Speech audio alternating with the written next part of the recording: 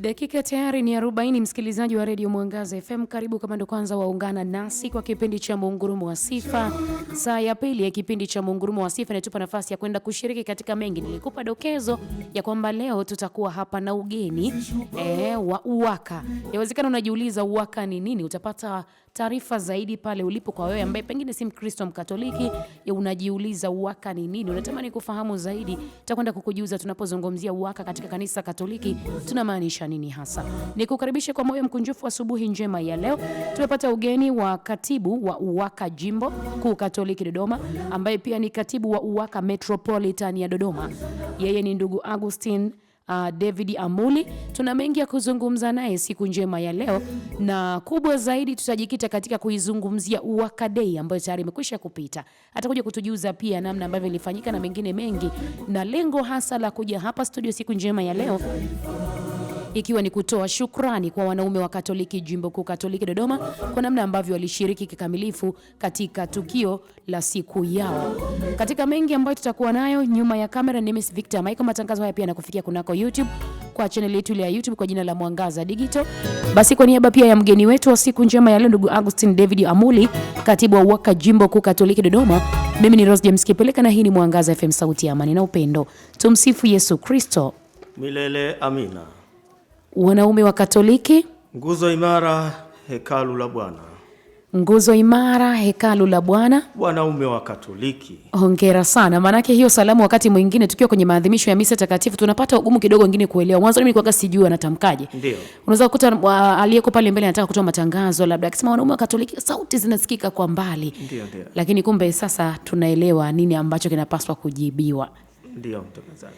Sawa, pengine kwa kuanza kipindi chetu kwa siku njema ya leo, baada ya salamu ni kukaribishe tuanze kwa sala, ili sala ya Mtakatifu Yosefu, alafu baada ya hapo tutaendelea na utaratibu mwingine. Karibu utuongoze.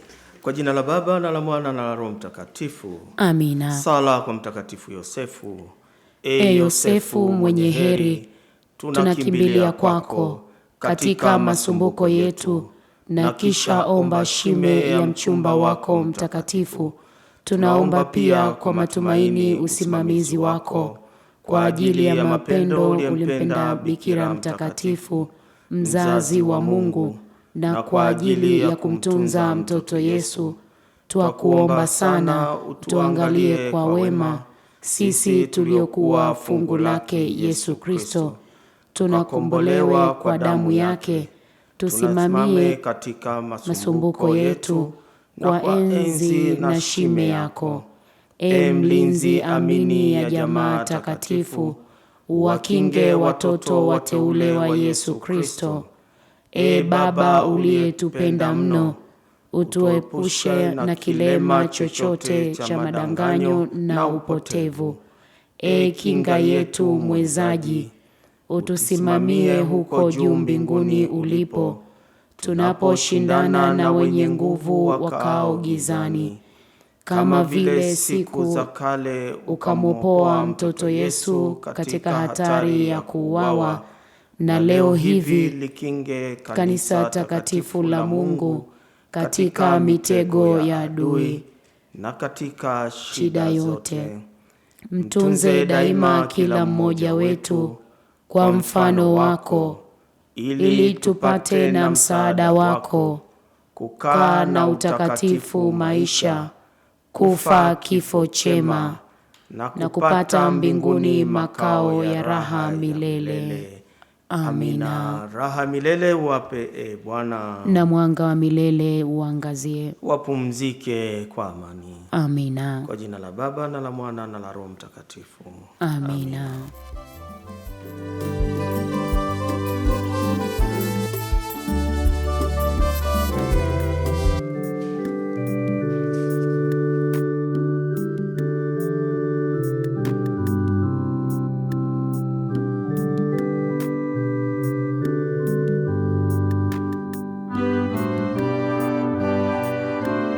Tisini nukta nane Mwangaza FM Kondoa.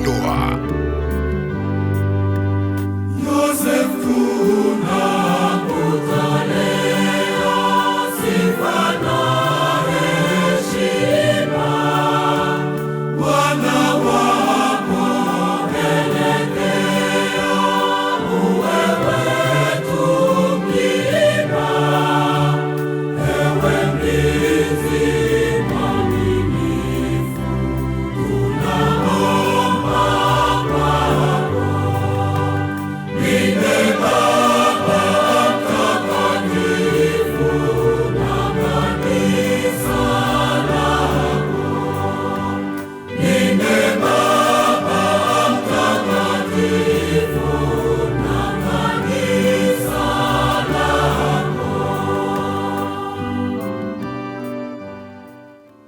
mara baada ya kusali sala kwa Mtakatifu Yosefu, baba mlisho wa Bwana wetu Yesu Kristo, ni kukaribishe tena ndugu msikilizaji wa Radio Mwangaza FM ambaye unatusikiliza wakati huu, na ni kukaribishe tuendelee kushirikishana tone la upendo wakati huu tukifahamu kuhusiana na wanaume wa Katoliki Jimbo Kuu Katoliki Dodoma, hasa katika maadhimisho ya ile siku yao maalumu.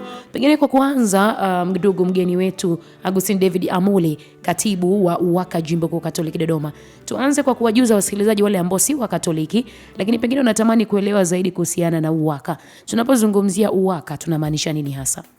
UWAKA ni utume wa wanaume wa Katoliki ambao kwa jimbo letu ndani ya miaka mitatu ndio limeeleweka zaidi. Miaka ya nyuma ilikuwa inajulikana kama UWADO, wakiwa na maana utume wa wanaume wa Katoliki Dodoma. Lakini baada ya tamko na maelekezo na miongozo ambayo inatuliwa na Baraza la Maaskofu Katoliki Tanzania, basi maeneo yote tunatambulika kama utume wa wanaume wa Katoliki. Ndio. Sawa, pengine tunapozungumzia UWAKA inahusisha wanaume wa Katoliki kuanzia umri gani hasa? Basi utume huu wa wanaume wa Katoliki katika katiba yetu ya UWAKA ambayo kwa bahati nzuri kitaifa ilizinduliwa hapa Dodoma kwa mwaka jana tarehe 13 mwezi wa 9. Katika katiba hiyo ukurasa wa 4 unaeleza UWAKA, mwana UWAKA ni yule mwanaume ambaye ametimiza miaka 18 na kuendelea. Lakini awe ni mwanaume ambaye anatambua wajibu wake na majukumu yake katika malezi ya familia. Kwa hiyo huu ndio umri halisi wa UWAKA. Japo kwa upande mwingine inachanganya. Na mimi nataka nije niulize swali huko mbeleni. Ndio, kwamba vijana wa Katoliki nao wanashangaa kwa nini iwe miaka 18. Kumbe wao wana bahati, kwa lugha nyingine tunasema viwawa wao wanaanzia miaka 14. Ikiwa na maana nao ni wale ambao tunaita vijana wetu wafanyakazi wa Katoliki. Katika miaka hiyo wao wanaweza kuwa kama baba, kwa sababu tunaamini mtoto wa kiume na miaka yetu sisi wazee miaka 18 mtu alikuwa na familia. Ndio, ni kweli. Ndio maana bado hata vijijini ukienda sasa hivi miaka 18 kijana ana familia. Kwa hiyo yule ni moja kwa moja ni mwanaume Mkatoliki ambaye tunaamini sasa kwa nafasi yake anaweza kuwa UWAKA na anaweza kuwa kiwawa au viwawa. Kwa hiyo kwa maana hiyo basi miaka 18 ndio miaka halisi. Na tunaamini tunaanza kuingiza hiyo hamu ya kutumikia kanisa kwa majukumu halisi ya ubaba miaka 18. Kwa hiyo basi hiyo isiwaletee mkanganyiko vijana wetu. Ana nafasi hizo mbili, anaweza kuwa baba kwa upande mmoja tukiita UWAKA, lakini anaweza kuwa viwawa kwa upande mwingine. Lakini akishafikisha miaka 35 kama viwawa katiba yao inavyosema, huyo tena sio kijana tena, sio kiwawa. Moja kwa moja anakuwa ni baba. Sawa, tukitazama na tumeshasikia kwa wanawake wa Katoliki wao wanawawata chipukizi. Ndio. Kwa malengo hasa ya kumwandaa huyu mtoto wa kike ambaye anazidi kukua baadaye aje kuwa mwanamke Mkatoliki ambaye amelelewa katika misingi ya wanawake wa Katoliki. Vipi kwa wanaume wa Katoliki ikoje? Basi kama miaka kama sio 2-3 ya nyuma iliyopita, baba askofu aliona ili ombwe la vijana na hasa alitusi wanaume wa Katoliki kama WAWATA wameanzisha WAWATA chipukizi. Ninyi wanaume mbona sisikii chochote? Basi baada ya tamko hilo sisi wanaume wa Katoliki tukaitafakari.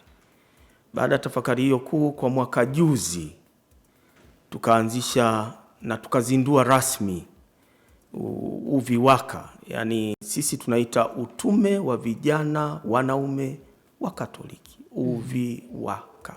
Utume wa vijana wanaume Katoliki. UVIWAKA. Na uzinduzi huo tuliufanya tarehe 1 mwezi wa 6 mwaka 2024. Na tulipata bahati wakati huo Baba Kibozi, askofu msaidizi wa Jimbo Kuu Katoliki la Dodoma, ndio tayari alikuwa ameshawekwa wakfu wa kuwa askofu. Kwa hiyo ndani ya kitu chake nakumbuka kikubwa baada ya kupata nafasi hiyo ni uzinduzi wa UVIWAKA.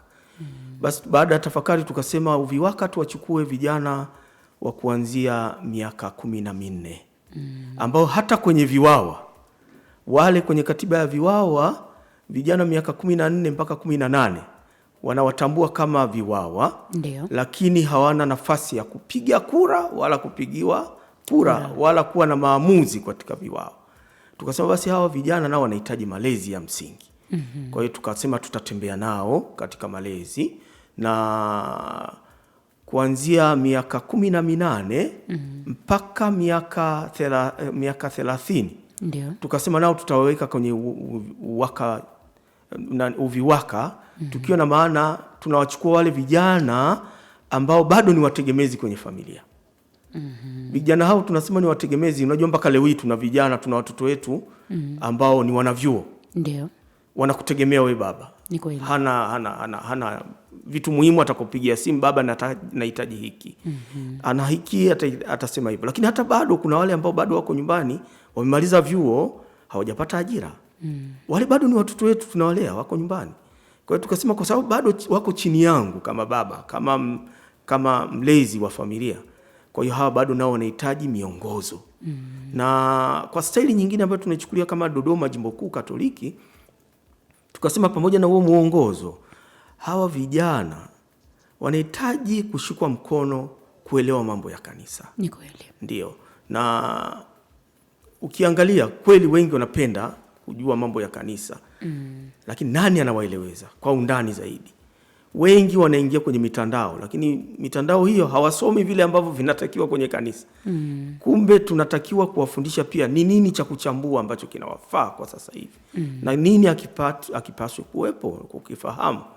Kwa hiyo hilo ndio lengo letu, na bado tuko kwenye mchakato wa kuweka utaratibu mzuri wa malezi haya. Kwa sasa hivi tamko ambalo tumelitoa kama UVIWAKA jimbo uongozi kwamba tunawaomba viongozi wa maparokia yetu, viongozi wa kanda, viongozi wa dekania, lakini viongozi wa jumuiya, ebu vijana wetu wakija likizo kutoka vyuoni, kutoka shule, waweke utaratibu wa kuwakusanya na kuongea nao. Japo mara moja kwa mwezi. Nawaita, ingawaje wengi wanakuja kukaa mwezi mmoja tu. Hiyo mara moja kwa mwezi ni wale ambao wanasoma day. Ndiyo. Lakini wale ambao wanakuja wajitahidi wakija likizo kuwe na programu ya kila wiki. Wajitahidi kufundisha vijana. Naweza nikakupa mfano mzuri kwenye parokia yetu. Mimi natoka parokia ya Makole. Ndiyo. Baba paroko ameanza utaratibu huo wa kukutana na vijana, na ameanza nadhani kama wiki 3 zimefika sasa. Lakini Keindege, parokia Keindege, wao wana programu nzuri kabisa ambayo wamewaweka kwa makundi mbalimbali vijana kuwafundisha kwa umri. Na kwa sababu muda wenyewe hauruhusu, ningeweza kuweka zile miongozo ya hizo parokia. Lakini kwa sababu tunazungumza swala la kijimbo, basi bado tunaendelea kusisitiza. Ndiyo. Na tutafanya sasa utaratibu maalumu wa uzinduzi maalum sasa wa ile programu ya malezi. Tutakuwa na tukio hilo kule parokiani Mpwapwa, dekania ile ya Bikira Maria Warudi. Tarehe 5 mwezi wa 12 mwaka huu. Na kama mlimsikia Baba Kibozi ameitangaza na kualika wanaume wote wa Katoliki kwenye misa ya shukrani hiyo tarehe 5 mwezi wa 12. Katika misa hiyo ya shukrani, basi jambo kubwa la msingi ambalo tutalifanya siku hiyo pamoja na uzinduzi wa huo muongozo wa malezi ya vijana kijimbo.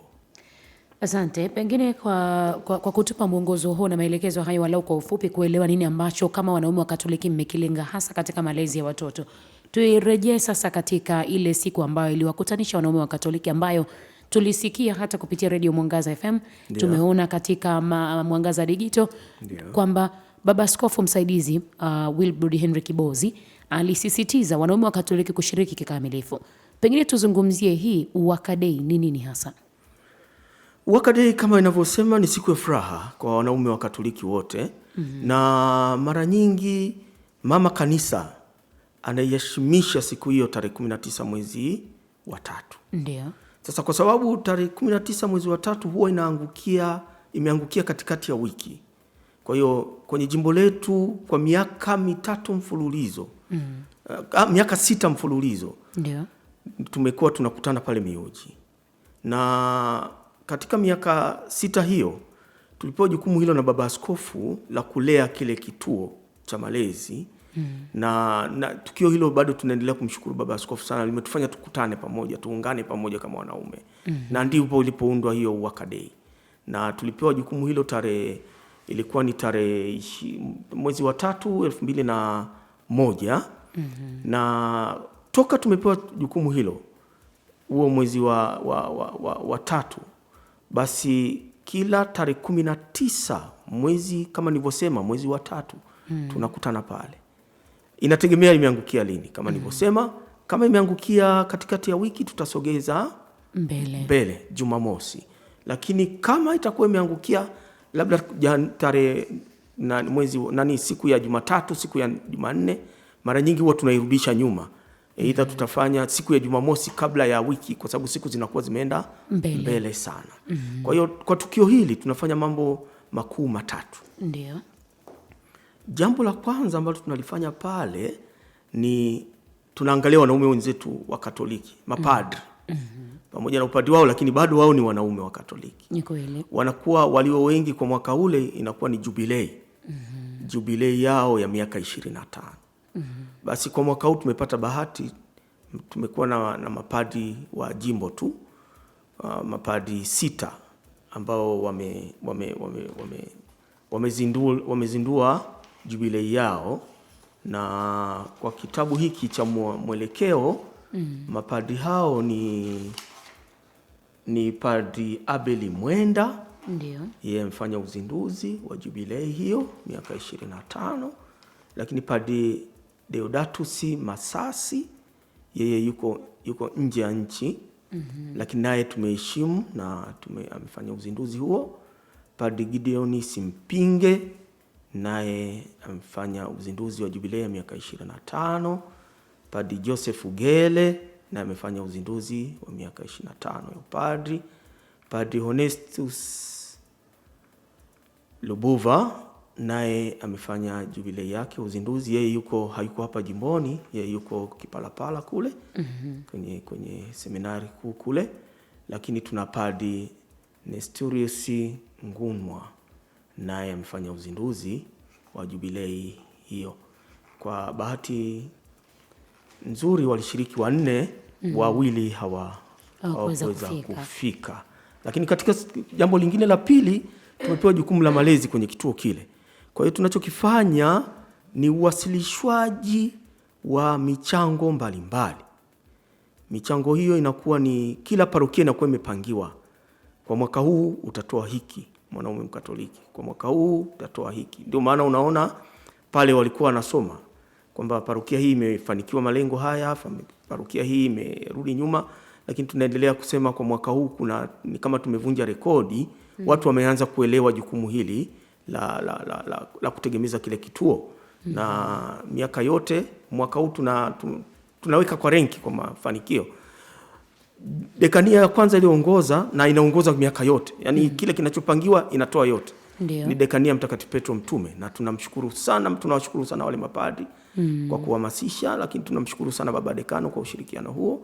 Dekania inayofuata safari tena ni Paulo wa Msalaba, nayo imefanya vizuri kwa uwasilishwaji wa michango hiyo.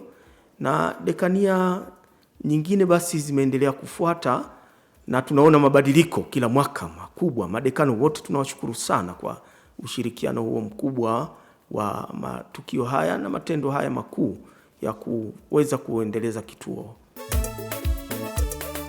Tumerejea tena msikilizaji, mara baada ya sala ya malaika wa Bwana na mara baada ya mapumziko mafupi kwa maneno kutoka kwa wahisani wetu hapa studio. Ninakukaribisha wakati huu tukiwa tunazungumza na wanaume wa Katoliki Jimbo Kuu Katoliki Dodoma, wakiwa wamewakilishwa naye ndugu Augustine David Mamuli ambaye ni katibu wa Uwaka Jimbo Kuu Katoliki Dodoma. Lakini kwa namna kipekee yeye pia ni katibu wa Uwaka Metropolitan ya Dodoma, ambaye kwa siku ya leo basi amekuja kutujuza mengi kuhusiana na utume huu ambao unafanywa na wanaume wa Katoliki katika majimbo mbalimbali hapa Tanzania. Lakini kwa namna pia kipekee hapa kwetu Jimbo Kuu Katoliki Dodoma walikuwa na siku yao maalumu. Kabla ya kwenda kusali sala ile malaika wa Bwana, tulipata nafasi ya kutaja vitu viwili ambavyo ni miongoni mwa vitu vitatu ambavyo wanaume wa Katoliki huwa wanavifanya. Tumerejea ili tuweze kuendelea mbele tena na tena. Cha kwanza ulituambia huwa mnafanya utambuzi wa wanaume wengine ambao ni mapadri wao katika nafasi yao ya kusherehekea jubilei mbalimbali. Mnawapa nafasi, na kwa mwaka huu basi zawadi hiyo imekuja kwa mapadri 6 ambao umetutajia hapo awali. Jambo la pili, umesema unatazama malezi ya kituo kile cha malezi, lakini kwa namna ya kipekee mnatazama kwa michango kutoka kwa kila parokia. Karibu tuendelee kutokea hapo. Kitu cha tatu ni nini ambacho mnakifanya? Basi kitu cha tatu ni sherehe yenyewe kwa ujumla. Kwamba pale tunakutana sasa kubadilishana mawazo, kupokea taarifa mbalimbali za kiparokia uso kwa uso. Tunatakiana amani ya upendo, kwamba mwaka jana ilikuwaje, mabadiliko ya utume yakoje kwenye parokia, kwenye dekania, kwenye metropolitani. Kwa mfano kama mlishuhudia pale siku ile, tulikuwa na ugeni wa metropolitani kwa ujumla. Tulikuwa na viongozi wa UWAKA kutoka Singida, lakini tulikuwa na viongozi wa UWAKA kutoka Kondoa na sisi. Kwa hiyo ni siku ya kufurahi na kukaa pamoja, kujadiliana mambo mbalimbali kwa dakika chache. Lakini tunakuwa na jambo moja kubwa sana la mafungo. Kwa mafungo ambayo tunafanya sisi mara moja kwa mwaka, ni mafungo ya muda mfupi tunayaita kwamba tafakari ya maisha yetu, tafakari ya familia zetu, tafakari ya jimbo letu upande wa UWAKA na mambo mengine. Lakini hapo na ukienda kwenye katiba ya halmashauri ya walei taifa ya 2019, ukienda kwenye ile sura ya 8 kipengele kile cha 6 kinasema ikiwezekana tuweze kumega mkate kwa pamoja. Mnapokutana, na ni tukio ambalo Yesu aliliacha kwetu. Ndio alimega mkate na wafuasi wake, na mambo mengine ndio yakaanzia kuanzia pale. Kwa hiyo basi lile ni tendo takatifu. Chakula ni tendo takatifu. Chakula linatusaidia kutuunganisha. Ndio maana wanaume wengine wakati mwingine tunafanya bila wenyewe kufahamu. Utasikia unampigia mwenzio, bwana uko wapi? Mimi niko mahali fulani. Njoo tupate 1 2 3. Ndio hiyo, wengi wanaume wenzangu wangekuwa mnafanya, lakini mnasahau nyumbani kwenu pia mnapaswa kufanya hivyo. Na hilo ndio tatizo kubwa wakati mwingine. Basi lile tukio linakuwa pale kwamba sasa tuna mega mkate kwa pamoja. Tunaagana tukimwomba Mungu tukutane tena wakati mwingine. Ndio, na baada ya hapo basi yale ambayo mmeyapata sasa kama viongozi wa jimbo, tunaanzia kuyafanyia kazi kuanzia pale. Kwa mfano, nikirudi kwenye lile lengo la pili nilosema tunakusanya michango mbalimbali. Ndio. Pale unakuta kuna wenzetu walikwama, hawakumaliza, sio wote tunamaliza hiyo michango. Ndio. Na pale tunapeana miongozo kwamba baada ya hili basi mchango huu uliopewa unatakiwa ufike mpaka lini wewe umemaliza. Ndio. Nisikia pale tangazo maalum kutoka kwa Baba Kazikunema ambaye ni miongoni mwa walezi watatu wa kituo kile. Unajua kile kituo kina mlezi kiongozi Baba Sinya, lakini tuna walezi wenza wawili, Baba Kazikunema na baba wa Miuji, parokia Miuji, kwa Father Mosha ni Baba Mosha. Kwa hiyo kuna Padri Mosha, Padri Kazikunema na Padri Sinya. Ndio. Kwa hiyo aliokuwa pale kituoni ni Sinya. Kwa hiyo Baba Kazikunema kama mlivyomsikia pale alisema kwa niaba yetu sisi wote kwamba ifikapo kabla ya Pentekosti wote wanaume tutakuwa tumemaliza ule mchango pale. Kwa hiyo hili pia ni himizo, kwa sababu aliongea mbele ya mchungaji mkuu kwamba wale wote wenye madeni ya nyuma na ya sasa wakamilishe. Kwa hiyo ndio siku ambayo hiyo pia kuna matamko mbalimbali yanatokea, lakini kuna himizo mbalimbali zinatokea.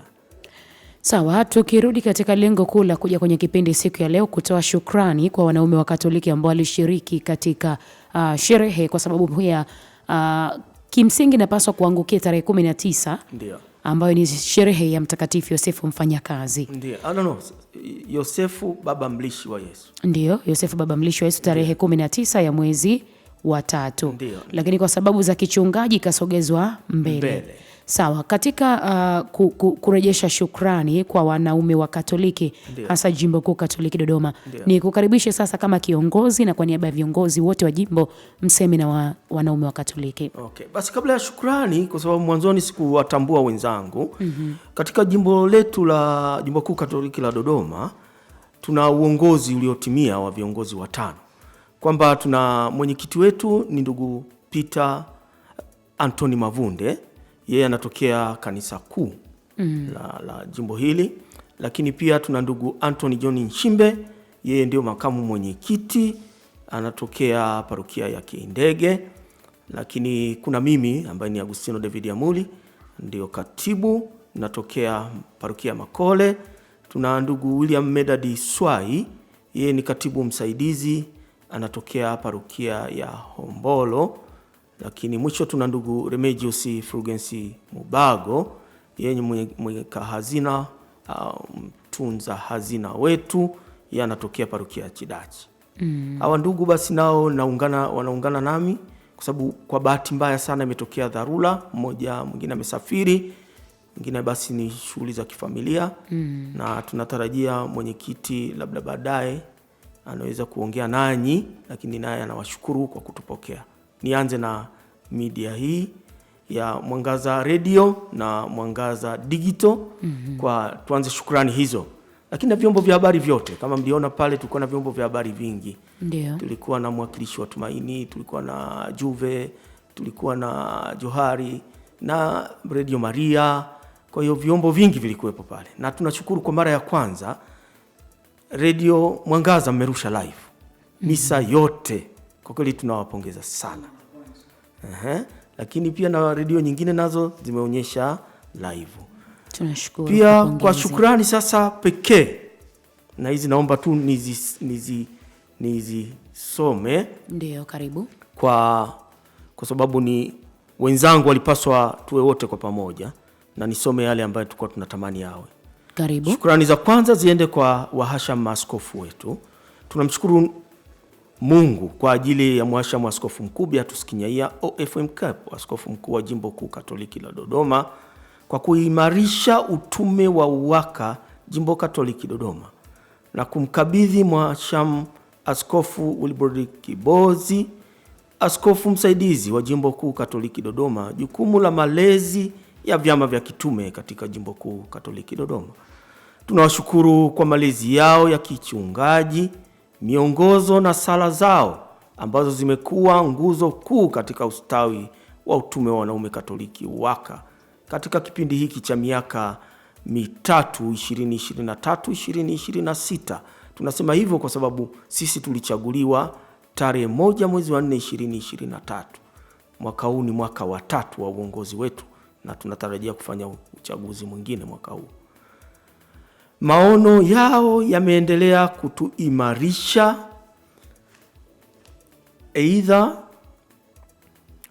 kutuimarisha kuwa mashahidi wa kweli wa Kristo ndani ya familia zetu na kanisa. Aidha tunawashukuru kwa kutuunganisha, kwa kutupatia majukumu ya kuratibu na kusimamia kituo cha malezi jimbo kilichopo Miyuji. Kwani toka tarehe 12 mwezi wa kwanza 2021 tulipokabidhiwa rasmi, kila mwaka ifikapo Machi 19 kama nilivyosema, tunakutana kwa ajili ya mafungo, kutegemeza kituo, misa kwa heshima ya Mtakatifu Yosefu baba mlishi wa Yesu na mume wa Bikira Maria, ambaye ndiye msimamizi wa utume wa wanaume Katoliki UWAKA. Kwa mkurugenzi wa utume wa malezi jimbo, madekano na mapadri, tunawashukuru sana, na shukrani zetu za dhati ziende kwenu nyinyi wa viongozi wetu wa kiimani wote, utume wetu katika ngazi mbalimbali. Tunawashukuru kwa sadaka yenu ya muda na ushauri wa kiroho ambao umetusaidia kutekeleza majukumu yetu kwa uaminifu mkubwa. Nyinyi mmekuwa daraja la neema kati yetu na altare ya Bwana. Lakini 3, kwa viongozi wa halmashauri ya walei jimbo na viongozi wa UWAKA jimbo na ngazi zote, kuanzia jumuiya zetu ndogo ndogo hadi dekania. Tunawashukuru viongozi wa halmashauri ya walei kuanzia ngazi ya jimbo, dekania, parokia teule, parokia ndogo, vigango na kanda na jumuiya. Tunawashukuru viongozi wenzetu wa UWAKA ngazi zote, kila wanaume Katoliki, kwa ushikamano, umoja na moyo wa kujitolea. Bila ushirikiano wenu, mafanikio haya tunayoyawasilisha leo yasingewezekana.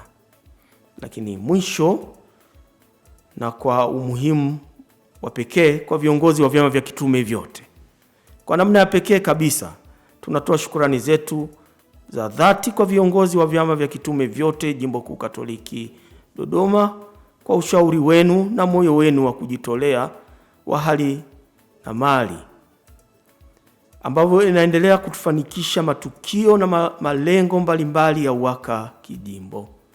Ushirikiano wenu umedhihirisha sisi sote ni viungo vya mwili mmoja wa Kristo. Tunaendelea kuwaombea baraka na Mwenyezi Mungu katika utume wenu. Kama awali nilivyosema, shukrani kubwa na dhati ziende kwa vyombo vyote vya habari. Na vyombo vya habari hivi, bila kutambua, tumepata viongozi mapadri wawili ambao wanatuinjilisha kila siku kwenye grupu letu la WhatsApp la jimbo.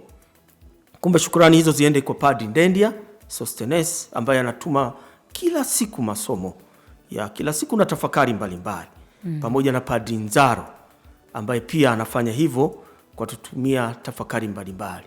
Tafakari hizo zimeweza kutuwezesha na kusali. Kama unavyofahamu, wanaume si kila siku wanaume wote tunasali kanisani. Ni kweli. Basi wao wamekuwa ni chachu kubwa sana na kutuinjilisha, kutupa tafakari mbalimbali. Asante sana. Asante, tuwapongeze Padre Innocent Nzaro pamoja na Padre Sostenes Ndendi ambao kama ambavyo ametajwa ni mfano mwema kwa wanaume wa Katoliki. Licha ya kwamba ni mapadre, lakini wanajitahidi. Wanaume wanatajwa kama watu ambao hawashiriki kikamilifu katika matukio ya kikanisa, hasa ibada na misa mbalimbali. Kwa hivyo walau kwa kupitia wao wanaume wanapata nafasi ya kujikita katika sala na zile tafakari ambazo zinahimizwa mara kwa mara kwa wanaume. Tunapohitimisha, tunapoelekea ukingoni, kuna baadhi ya vitu inawezekana mlivyoona kama changamoto katika maadhimisho ya UWAKA Day kwa mwaka huu 2026, lakini kuelekea katika ile misa ya shukrani ambayo umesema itafanyika tarehe 5 ya mwezi wa 12, mnataraji nini hasa kwa wanaume wa Katoliki? La kwanza ambalo ni kama ni changamoto tunaita kubwa sana, ni mambo ya sare. Kwa kweli ukiangalia hata zile picha, kama ulikuwa hujahudhuria pale, unakuta kuna kama viraka hivi, kwamba unakuta 5 wana sare, 10 hawana. Sasa ombi letu kwamba tuwe na uniform ya pamoja kama hii niliyoivaa mimi. Ndio, hii ndio sare ya UWAKA, ambayo sare yetu basi ina picha hii ya baba mwanaume mwenzetu Yosefu ambaye anaonyesha mfano wa malezi, amembeba mtoto Yesu. Kwa hiyo hii ndio sare yetu wanaume wa Katoliki. Lakini changamoto nyingine ambayo ninaiona ni ushiriki. Ukweli, ukisema kama kweli hili tukio linapewa uzito sahihi, lile eneo halitoshi Kabisa. Manake wanaume tuko wengi. Kwa hiyo niwaombe sana wanaume wenzangu, na ili nitoe wito kwa viongozi wa kamati tendaji ya halmashauri za walei za kuanzia ngazi za jumuiya, parokia, vigango, dekania. Hii mtangazaji, kweli wengi huwa inatupa kidogo shida. Unakuta tuna bahati sana kwa wanaume wa Katoliki kuwa viongozi wa halmashauri ya walei ngazi mbalimbali. Ni kweli. Lakini ukifika pale, hata kama unasema tukutane wanaume hapo nje, let's say una tangazo lako, unasema wanaume, anayetangaza ni mwanaume, lakini kwa sababu yuko ngazi ya halmashauri ya walei parokia, yeye utasikia anatangaza kwamba wanaume mnaomba mkutane hapo nje na yeye anajitoa. Kajitoa.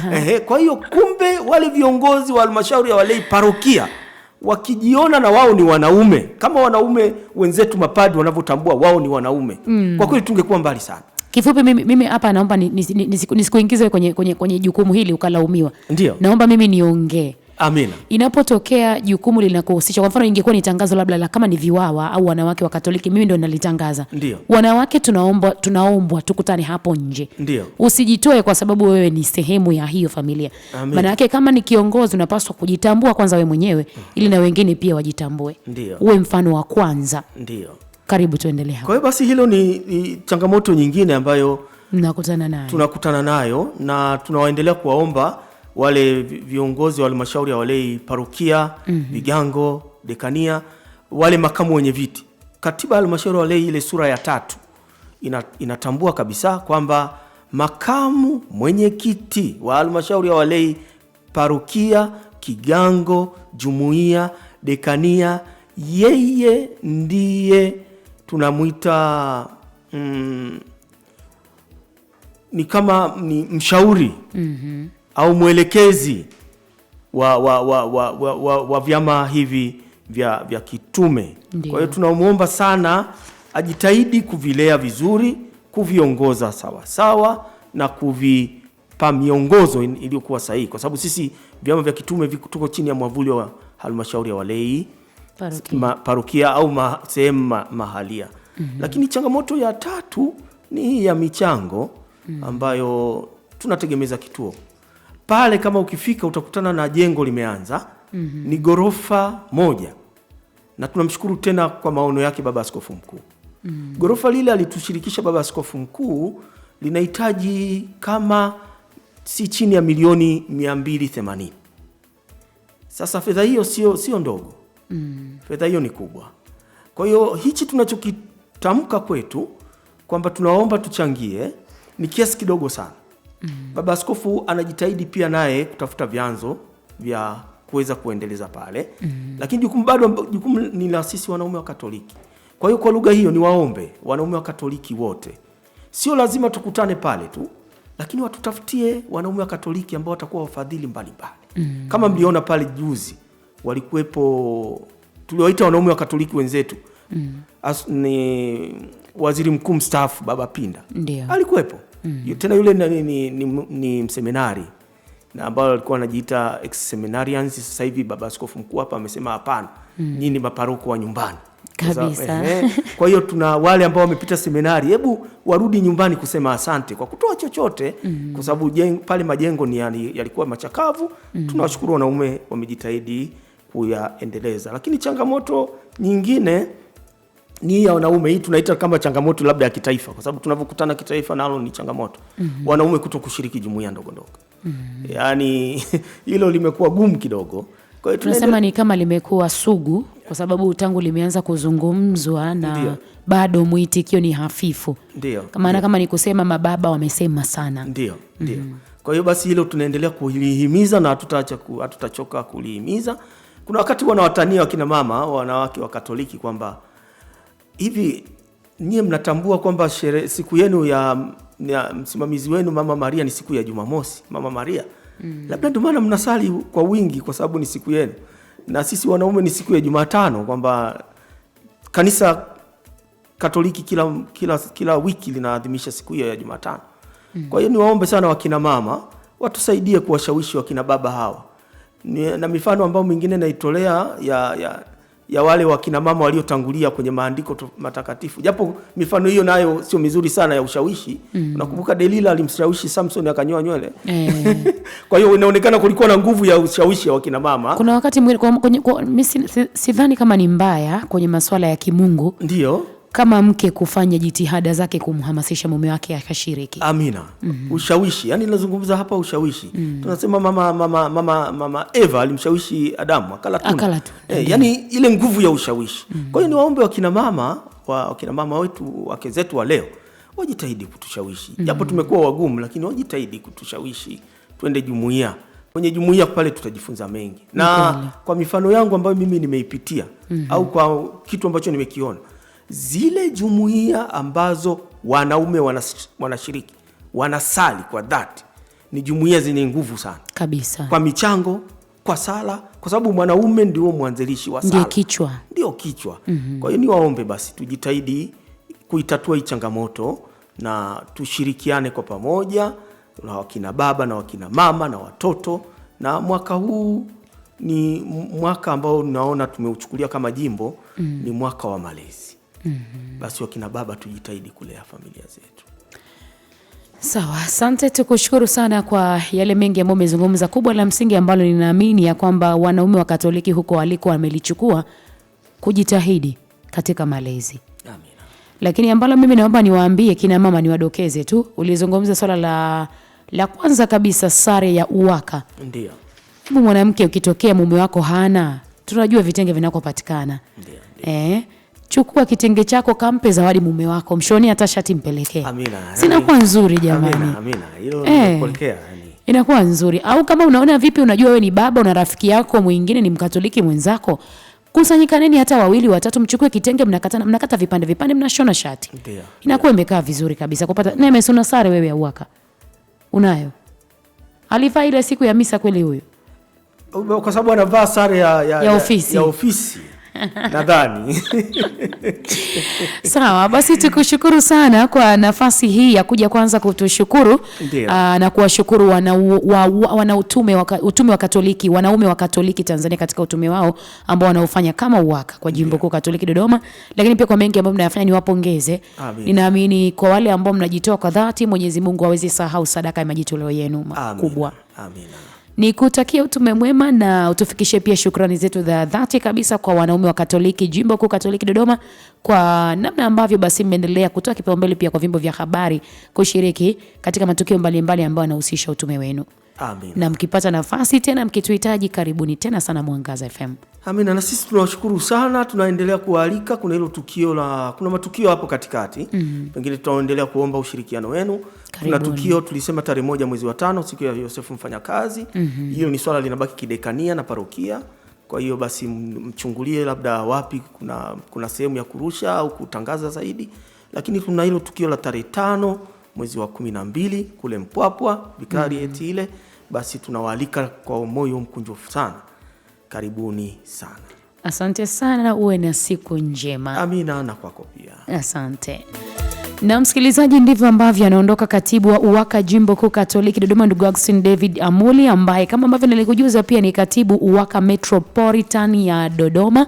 Alikuja kushukuru wanaume wa Katoliki Jimbo Kuu Katoliki Dodoma kwa namna ambavyo walishiriki kikamilifu katika ile siku ya wanaume wa Katoliki Jimbo Kuu Katoliki Dodoma maarufu kama Uwaka Day. Kwa namna kipekee pia ni wapongezi wanaume kwa namna ambavyo mlishiriki kwa mengi, hasa kuendelea kuhimizana na kukumbushana namna bora ya malezi katika watoto wenu katika familia kwanza, lakini pia malezi katika kituo cha malezi cha Mtakatifu Yosefu ambacho ni kituo kinachowalea waseminari, wale ambao tunawatarajia waje kwa mapadri kwa siku zijazo, wale ambao wana mito mbalimbali katika kanisa, hasa wito wa upadre na utawa. Lakini huko nikukumbushe pia, kama mwanamume Mkatoliki unahimizwa kupitia michango yako, ushiriki wako kikamilifu katika matukio mbalimbali, ibada za jumuiani na hata misa ambazo zinawakutanisha kama wanaume, unahimizwa kushiriki kwa sababu ndio mwanzo pia wa kupata ile chachu ya kufanya na kuhakikisha unajitahidi katika malezi ya vijana.